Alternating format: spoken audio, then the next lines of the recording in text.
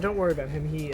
We've been doing this a long time. He's just tired. Ah, Jonah. Why'd you have to be such a bad apple, buddy? Jonah's ex has recently posted screenshots of conversations with Jonah that may shed some light on his true nature. Welcome to Beyond the Screen. I am Nate, and these are the top 10 actors who refuse to work with Jonah Hill. Number 10, Bradley Cooper. Bradley Cooper may be getting paychecks for playing the Build-A-Bear come-to-life Rocket Raccoon in the Guardians of the Galaxy franchise, but most people hopefully know him from the Hangover trilogy, one of the greatest comedy trilogies of all time. The trilogy follows three friends trying to piece together the wild night that they had before. They lose friends on roofs, they steal monkeys, and Ken Jeong is in it, so you cannot go wrong. What many people may not know is that the role of Alan, played by Zach Galifianakis, was actually offered to Jonah Hill over 3 times before the team finally gave up. Now, while there was no specific reason for why he didn't want to participate in the project, a low-budget flick called Cyrus was released not long after The Hangover started production. It seemed that Jonah wanted to work in a more serious role instead of participating in what ended up being one of the highest-grossing comedy trilogies of all time. Cyrus was an okay movie, but Bradley Cooper doesn't care how good it was. Not only did Jonah deny him 3 times, but doing it without explanation was just plain rude. Bradley actually attempted to get Jonah back for a brief cameo role in The Hangover Part 2, but he denied that appearance too. Instead, the role went to Paul Giamatti, who, just ever since The Amazing Spider-Man 2, I just can't look at Paul Giamatti without hearing that bad Russian accent. I am Rhino! Being snubbed by Jonah twice was enough to get him blacklisted from Bradley's hire list forever. Number 9, Robert Pattinson. He's Batman, he's a vampire, he's a Hufflepuff, he's Robert Pattinson.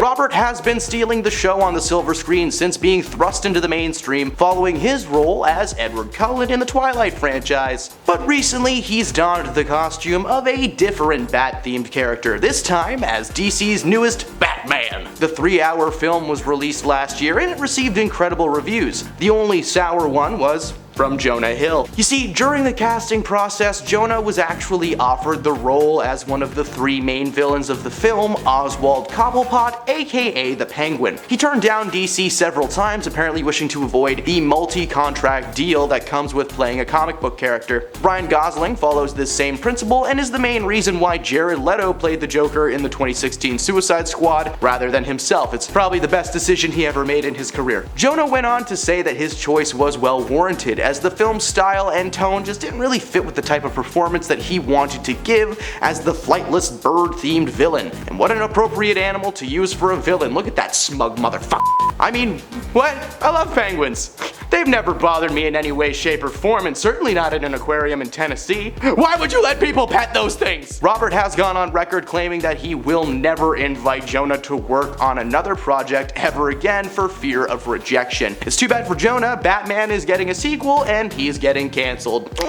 Number 8, Jennifer Lawrence. Katniss Everdeen is the role that launched Jennifer Lawrence into the career that she has today. Since starring in the live-action adaptation of the novel The Hunger Games by Suzanne Collins, Jennifer has been asked to star in films in every genre there is. The film Mother is an introspective horror thriller. She's been in Oscar bait movies like Silver Linings Playbook, and most recently she starred in a Netflix project called Don't Look Up as the leading lady alongside Oscar winner Leonardo DiCaprio. The film has received wonderful reviews, and I personally had a great time watching the flick. One role in particular that was very well done was that of Jonah Hill's. Jonah played the advisor to Meryl Streep's president character, and he steals every single scene that he's in. According to Lawrence, though, it will be the last time that she ever works with Hill in her life. When asked about the process of filming with the comedian turned serious actor, she said it was really hard. Jonah had a tendency to improvise his lines on set, which would cause the fellow cast to break character over and over again. Now, while the jokes may have been a fun inclusion at the time, filming schedules can be very tight, and this caused 12-hour days to become 15-hour days. Jennifer may have had fun on set, but she's gone on record saying that if she ever needed him for a serious role, the answer's gonna be no. Number 7, Beanie Feldstien.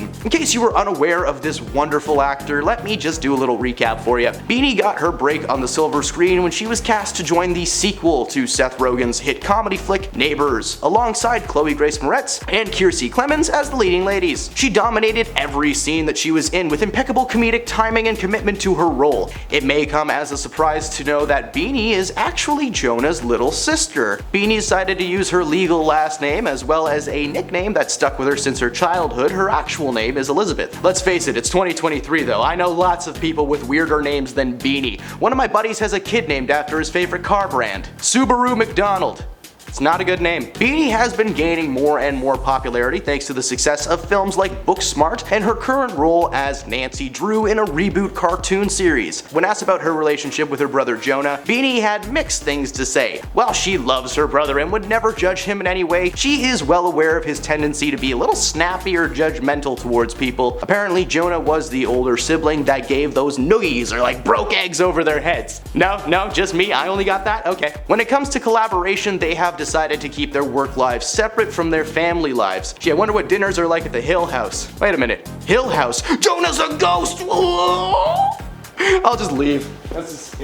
Number 6. Christopher Mintz Plasse. The cult classic comedy Superbad helped launch several careers in 2007. Michael Cera, Jonah Hill, and Christopher Mintz Plasse played our 3 main protagonists, whose sole goal is to get the girl and party hard before going off to college. This was actually Christopher's first ever performance on screen, apparently being casted for the role due to Jonah Hill's immediate disdain for Chris. While their on-screen characters Seth and Fogel, aka McLovin, may be the definition of frenemies, this actually translated on set as well. Jonah would constantly pick on Chris and tease him. While some claim that this was Jonah being method, Chris knows the reality. He was being tormented by a fellow actor. He was able to stand up for himself as Jonah was visibly frustrated that he couldn't get Chris to cave when berating him. In fact, as casting began, Jonah told Seth Rogen and Evan Goldberg that he wanted nothing to do with Chris, which made them want to cast him even more. The film was a critical success, still considered to be one of Evan Goldberg and Seth Rogen's greatest comedy flicks to date. But that didn't stop Chris from making his opinions known. When filming began for the 2013 comedy This Is the End, Christopher and Michael Cera were asked to make cameos in the infamous party scene. Reportedly, it took over $250,000 to get Chris to appear in the film for the brief Superbad reunion, apparently claiming that Jonah's presence on set just made him really uncomfortable. In the end, the shot was taken and Chris moved on to star in a few minor roles before finding a home in the world of voice acting. Number 5. Channing Tatum. This one stings. A lot, like this really stings. In 2012, Jonah and Channing Tatum starred in a comedy reboot of the classic crime series 21 Jump Street, just for a more modern audience. The film received massive success at the box office and it was quickly picked up for the sequel treatment. The sequel ended up being one of the few examples in Hollywood history of a second movie being better than the first, which is why it was so surprising to hear that a planned threequel, 23 Jump Street, got canned by Sony Studios. The main reason being, well, apparently it was too ambitious for Jonah. The third entry in the franchise was going to be a massive crossover between 2 Sony properties, and I'm going to talk about it a lot because I'm never going to let this one go. Jonah and Channing were set to cross paths with Tommy Lee Jones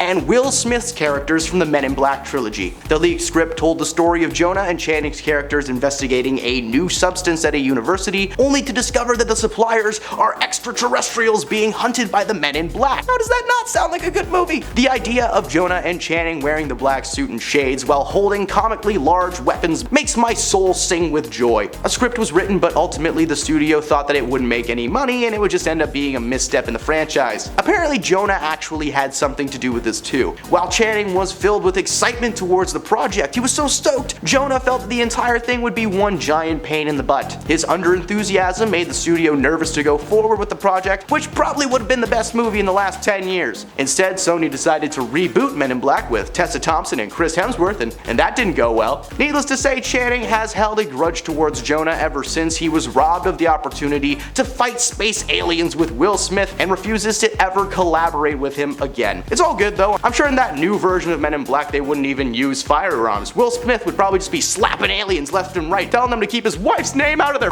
mouths. Number 4. Seth Rogen. Seth Rogen is a big reason that Jonah even has a career. Seth wrote the script for Superbad with his writing partner Evan Goldberg and decided to cast a young Jonah as himself in the film. The movie made a lot of money and began a highly collaborative relationship between Rogen and Hill. They ended up working together on and off and starring in a number of flicks from Knocked Up in 2007 to 2015's Sausage Party. However, that would be their last collaboration after Seth discovered just how cruel his friends had become come. During the Comedy Central roast of James Franco, Seth acted as the host for the event, and he made several jokes aimed at Jonah about his behavior since making a transition into more serious roles when he starred in the 2011 Oscar bait flick Moneyball alongside Bullet Train star Brad Pitt. He wasn't the only one. Everyone on the dais that had worked with Jonah in the past also made comments about his behavior before he came up to retort with some of the driest jokes of the night. Since the news has broken about his ex coming forward with allegations of mistreatment on Jonah's part,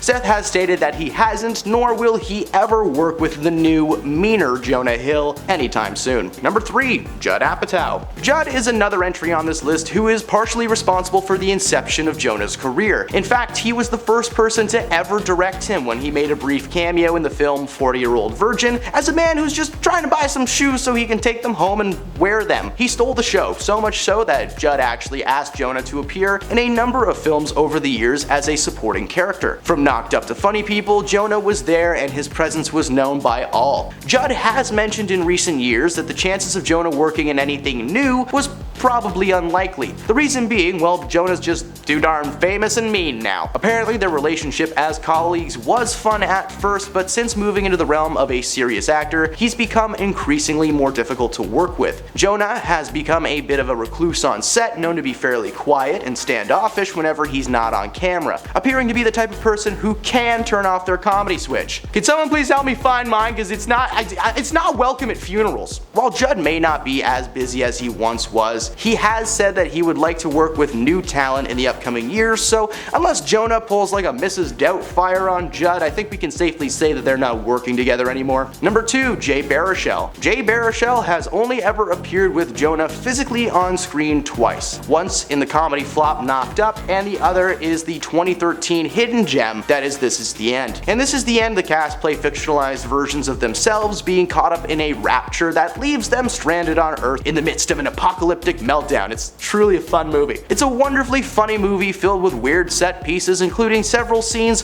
where Jonah Hill becomes possessed by a demon and is just so sarcastic about it. In the earlier segments of the movie, Jonah portrays himself as a stereotypical Hollywood A-lister. He's met you before, but he just can't remember your name or like why he knows you or where he knows you from. In real life, Jay and Jonah aren't very close, but are certainly no strangers to each other. Unfortunately, their relationship in This Is the End is not far off from their real life one. Due to Jay living primarily in Canada when he's not working on a project, he never sees or keeps in contact with his old buddies. Now that Jonah has been acting in Oscar-nominated features alongside A-listers, Jay has been left to his own devices. And those devices seem to be a mic and a laptop, because he's got a podcast now. And at number 1, Eddie Murphy. Eddie Betty Oxenfree has been a prominent figure in the comedy scene since breaking onto the silver screen in 1982's 48 Hours, alongside Nick Nolte, the fake army guy from Tropic Thunder. He was also the Hulk's dad, but we just don't like to talk about that movie. Eddie's career has been nothing but a slew of comedy classics and family favorites. He seemingly retired from performing in 2013 after many fans noticed that he wasn't in the process of making anything new, nor was he making many public appearances. Well, it was simply because he was pulling a Jonah Hill and he decided to star in some more serious movies for a few minutes instead. With more dramatic roles in movies like Mr. Church and Dolomite Is My Name. Recently he starred alongside Jonah Hill in a Netflix movie called You People. The film follows Jonah and his girlfriend dealing with each other's in-laws who find themselves examining modern love and family dynamics amidst clashing cultures. The trailer just makes it sound like, hey, his parents are ignorant and hers just want their point to be heard. Together they make one wacky wild family, it's You People! While on set, Murphy claims that Jonah would regularly break character and give the director notes in the middle of takes, seeming to share his inside Oscar knowledge with the cast. Needless to say, Eddie doesn't make a ton of movies anymore, and he's decided not to include Jonah in his next project, Meet Dave Again! That's not a real movie, but it really should be, because that was a weird one, and it deserves more to the story. And there you go, folks, those are the celebrities that refuse to work with Jonah Hill. In case you haven't noticed with this series on our channel, most people don't refuse to work with someone unless they've worked with them before. So apologies if you were expecting something else, but please be kind in the comments, y'all. If you stuck around at the end of this video, click your heels 3 times and repeat, there's no place like home. Leave a like on this video if you enjoy our content and you want to see more. Thanks for stopping me on the screen today, and we'll see you next time.